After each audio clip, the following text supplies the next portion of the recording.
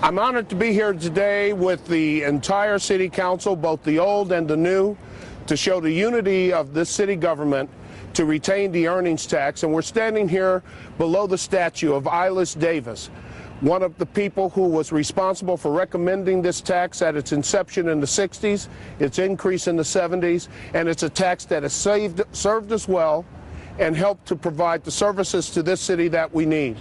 We are not only the city council united and the mayor's office united and the city employees united, but the business community of Kansas City united as well to make sure that we preserve this tax to provide the services that this city so desperately needs, and so that we can move forward into the future with all of our services intact and with hope. Dick, you want to say something? Or? Well said, Mr. Mayor. The truth of the reality is good government just doesn't happen. We've got to have the resources to do the job. You can't employ firemen unless you've got a tax base. The earnings tax is critical to the city. We just have to do whatever we can to keep it. Any questions? Oh, Maloney, yeah, Mr. James, real quick. Yes, sir. How deep do you envision budget cuts should voters say, no, let's not renew it? Well, first and foremost, I think that the city's citizens will renew this tax because they recognize that it's in their financial and economic best interest to do so. So I don't think that we're going to get there. But in the event that we do, one of the things that we're going to do is we're going to renew the Citizens Commission on Municipal Revenue that Sly Davis served on, and we're going to ask them to help us make recommendations about how we should address the issue. But the cuts will be severe if we have to get to that stage. But rather than scare people into doing something, we ought to be talking about their ability to solve that problem by simply renewing the tax in the first place. How troubled are you by the fact that Kansas City actually voted in favor of rejecting the tax with Prop A? They voted for Prop A. Well, they voted for Prop A. I don't know if that's a vote in favor of rejecting the tax as it is just a vote in favor of having a vote on the tax. There's two totally different things. So that doesn't bother me at all. Also, that proposition was passed with absolutely very scant or very limited resources used to combat it. And now we're here talking about the real tax, and I think the people will vote on the fourth time to keep this tax.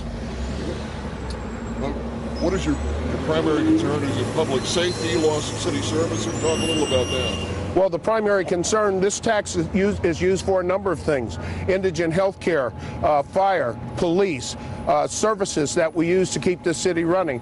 This tax is indispensable across the board in order to maintain the level of services that we currently provide. So it's used for everything, and we need to keep it.